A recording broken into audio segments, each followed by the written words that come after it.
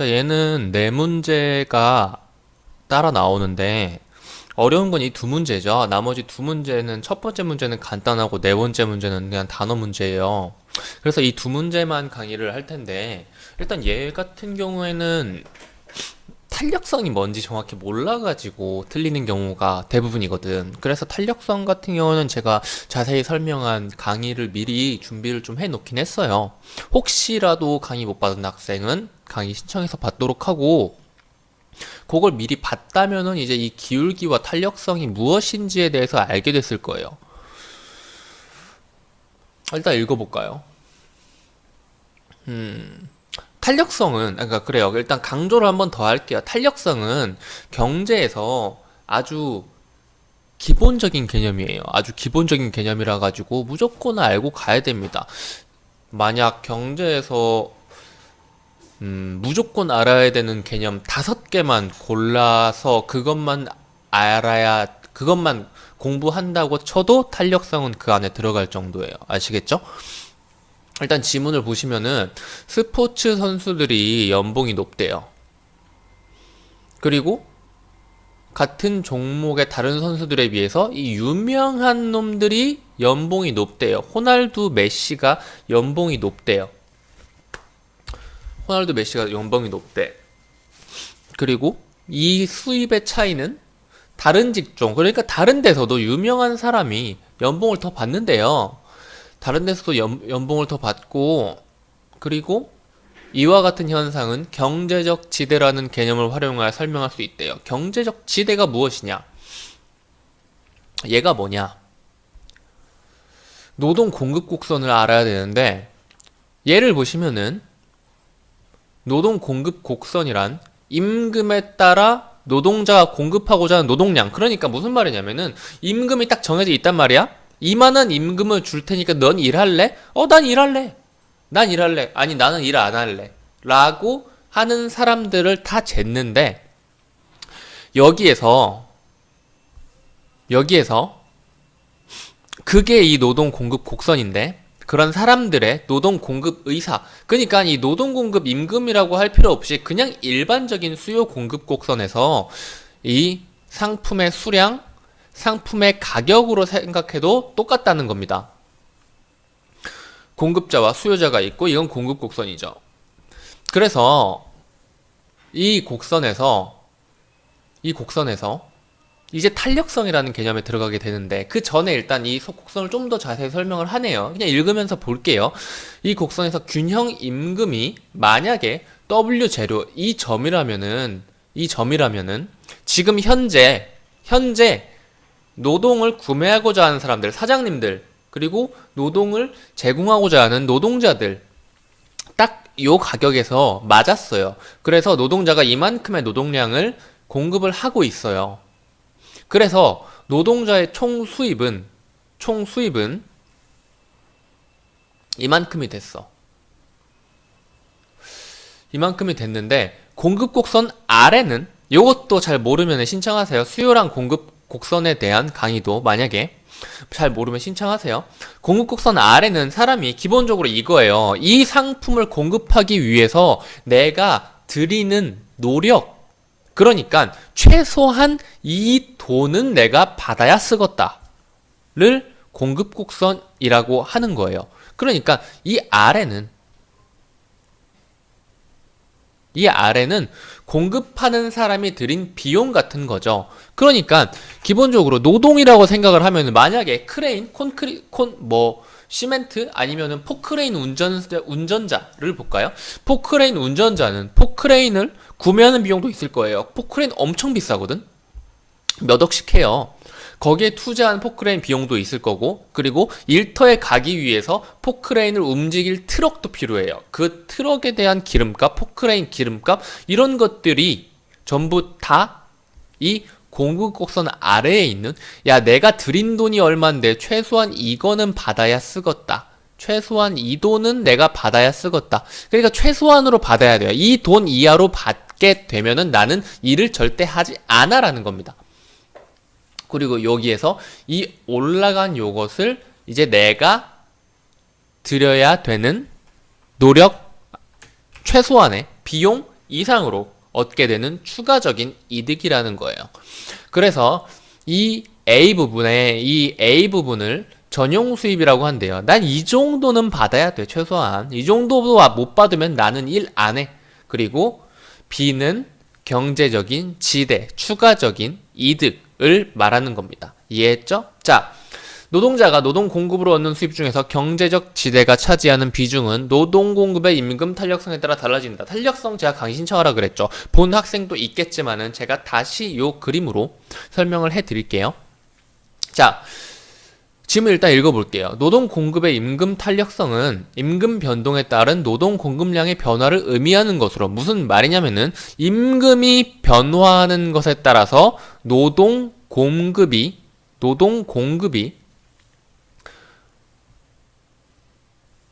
크다면 탄력적이라는 거예요. 무슨 말이냐면 임금이 변화하는 것,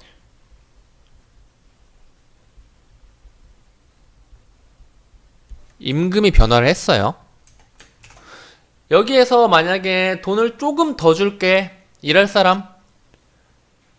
야, 돈을 조금 덜 줘야겠다. 야, 지금 내가 돈이 너무 없으니까 돈을 또 조금 덜 줘야겠다. 일 그만둘 사람? 이라고 했을 때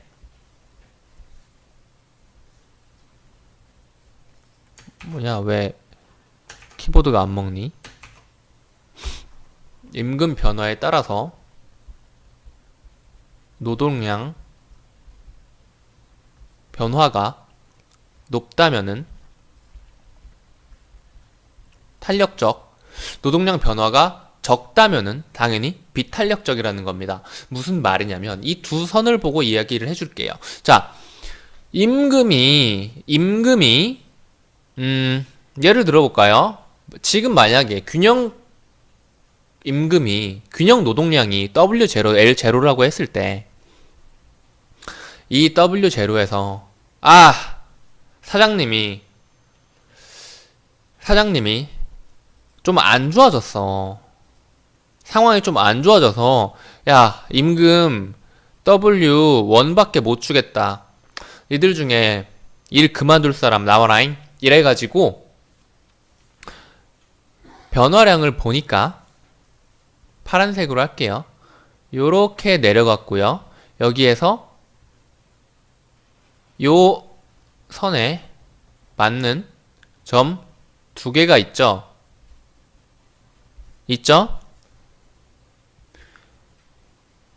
원래 있던 이 S, 이거 뭐라 그러죠?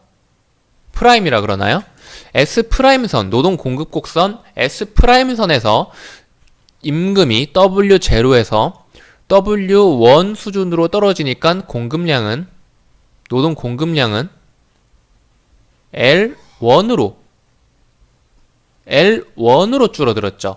요만큼 줄어든 거예요. 근데 이것보다 더 완만한 기울기를 가진 S 곡선에서는 W1으로 줄이니까 일을 하고자 하는 사람이 아무도 없어요. 그러면은 더 변화가 많은 애는 누구죠? S 곡선이죠. 얘가 더 탄력적이라는 거예요. 반면에 반대로 생각을 해볼까요? 방금 전에 L1하고 찍었었죠. 여기가 L1이었어요. 현재 W1이라는 임금을 제공하고 있는데 사장님이 사정이 좋아져가지고 W0로 임금을 늘려줬어요. 더 일할 사람! 이제 여기에서 S 곡선은 여기에서 L0까지 이만큼 증가를 해버렸어요. 그런데 S 프라임 곡선에서는 여기에서 요만큼 증가를 했어요.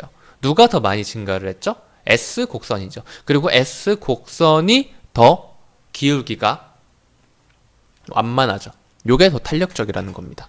그러니까 무슨 말이냐면은 임금이 변화했을 때 노동 공급자들의 노동 공급량이 많이 변화하는 것을 탄력적이라 그래요.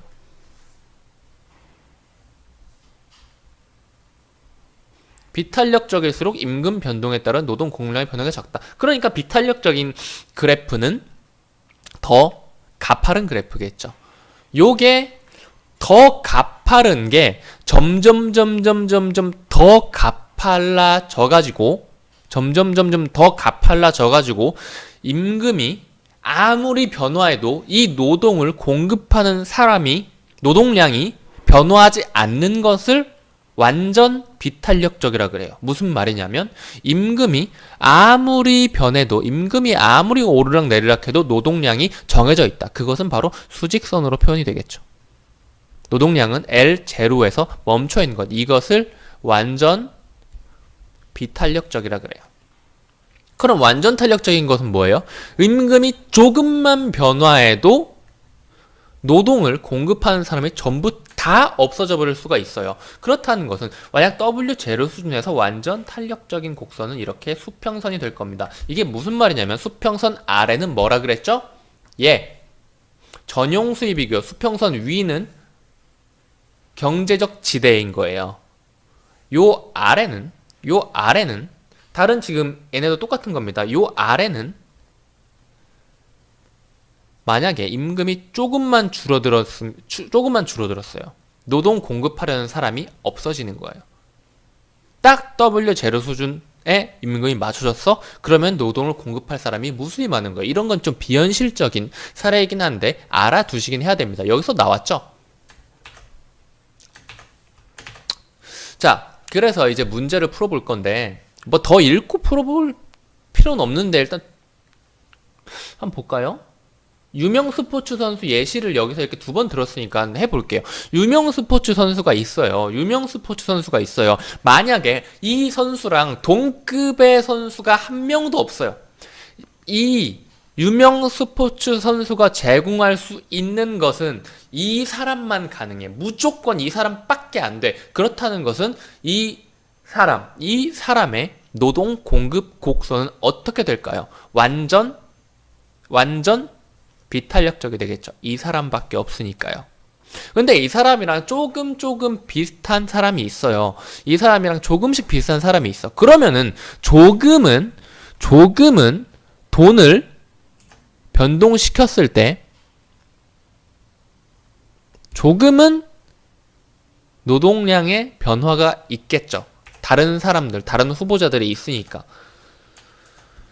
자, 그래서 여기까지 이해를 했으면은 바로 넘어가서 완전 탄력적 그리고 완전 비탄력적인 것은 방금 설명했으니까 넘어가겠습니다. 그리고 한편 특정 집단이나 단체가 경제적 지대를 늘리거나 유지하기 위해 인위적으로 노동 공급을 제한하여 비탄력적으로 만드는 활동을 지대 추구 행위라고 한다.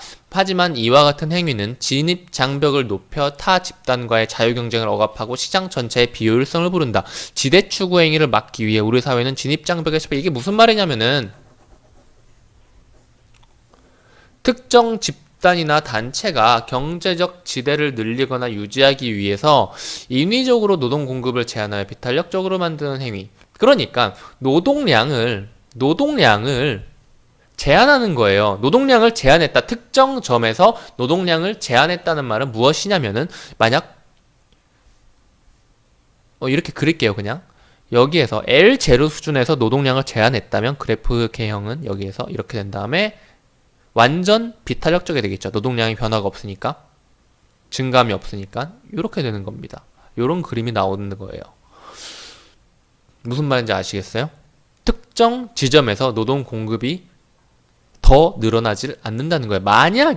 만약에 노동량을 그냥 처음부터 아예 똑같이 제공을 해버렸으면은 아예 완벽하게 같은 균일한 노동량을 제공하면 그래프는 이렇게 되는 거겠죠.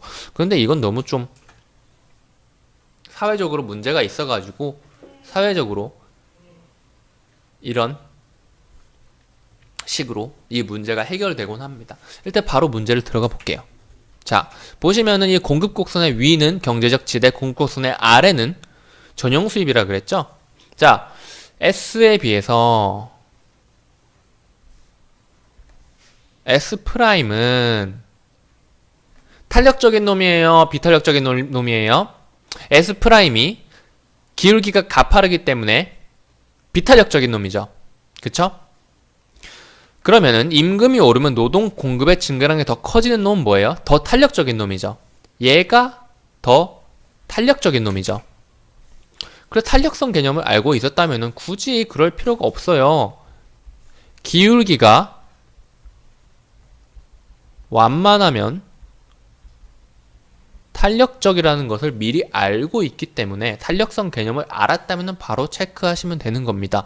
그냥 해볼까요? 아까 우리 방금 전에 굳이 할 필요 없어요. 아까 우리 해봤던 W1 설정해가지고 S 곡선에서 이렇게 변화시키고, 그리고 S 프라임 곡선에서 이렇게 변화시켜가지고 줄인 거, 두 개 다 줄인 거 있죠. 그 과정을 요 문제 풀면서 똑같이 해주시면 됩니다. 나머지 선지 틀린 이유는 그냥 해줄까요? 원래 이런 거는 스스로 답 찾고 나면 스스로 하라 그러는데 나머지 선지도 해볼까요? SB의 S'은 노동 공급의 희속성이 있어가지고, 자, 탄력적인 놈이 아니에요. 비탄력적인 놈이죠? 비탄력적인 놈은 뭐라 그랬어요?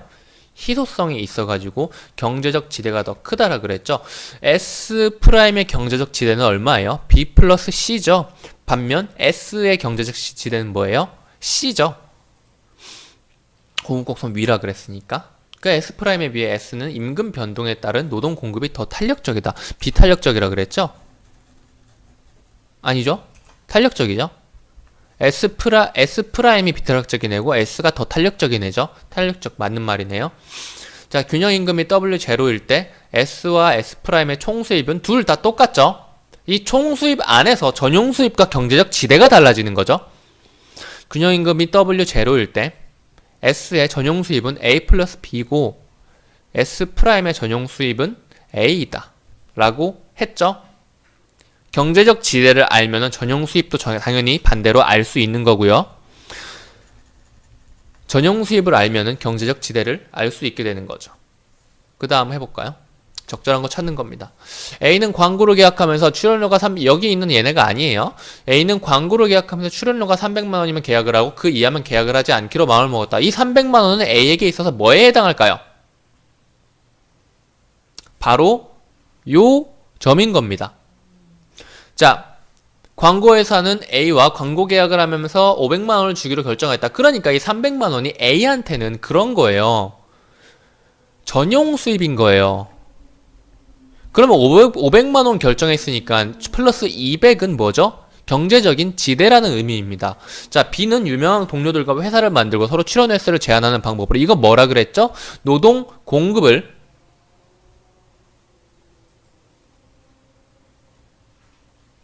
인위적으로 제한하여 비탄력적으로 만든다고요. 비탄력적이 된다면 어떻게 된다 그랬죠? 비탄력적이 되면 어떻게 된다 그랬죠? 경제적 지대가 늘어난다 그랬죠? 더 많은 이윤, 이것이 바로 경제적인 지대를 의미하는 겁니다. 볼까요? A는 전용 수입이 추가로 얻게 되는 이익보다 크기 때문에 광고 계약을 하게 되겠군. 맞죠? 아니죠? 아니죠. 잘 봐야 됩니다. 전용 수입이 300이고 추가적 이득인 지대는 200인 거예요. 아닌 거예요. 자, A의 광고 계약 수입 중 200만 원은 전용 수입, 200만 원은 경제적 지대고 300만 원은 전용 수입인 거죠. B가 동료들과 서로 출연 횟수를 제한하는 것은 지대의 철폐라고 볼 수 있군? 아니죠. 지대 추구행위죠. 그리고 얘네가 지금 이렇게 안 좋은 일을 하는 것을 무슨 법이나 이런 거에 걸려가지고 그만둬야 되는 것, 그것이 지대의 철폐인 겁니다. 자, B는 더 많은 이윤을 추구하기 위해서 노동 공급 곡선을 비탄력적으로 만들고자 하는군. 비탄력적으로 만들고자 하는군. 비탄력적인 게 뭐였죠? 더 가파른 공급 곡선을 만드는 거라 그랬죠? 더 가파른 공급 곡선을 만드는 건 뭐예요? 지대가 늘어난다 그랬죠? 더 많은 이윤, 더 많은 경제적 지대를 추구하기 위해서 비탄력적으로 만들고자 하는군. 이 맞는 말이죠. 5번. B가 희소성을 높이는 것은 진입장벽을 높이는 활동으로 전용 수입을 증가시키는 게 아니라 경제적인 지대를 증가시키는 겁니다. 여기까지 탄력성이랑 경제적 지대 부분, 사실 탄력성만 이해를 하셨어도 되는 거예요. 그러면은 다 풀리게 됩니다. 잘 모르는 학생은 무조건, 다시 한번 강조하지만 탄력성, 근데 보통 이 강의에서 탄력성 강의를 같이 주긴 하는데 못 받은 학생은 탄력성 강의를 같이 신청을 하시고, 받은 학생은 탄력성 강의부터 보고 나서 얘를 풀면은 조금 더 본인이 좋아질 겁니다. 얘기가 좀 길어졌는데 그럴 만한 가치는 있는 지문이었어요. 여기까지 할게요.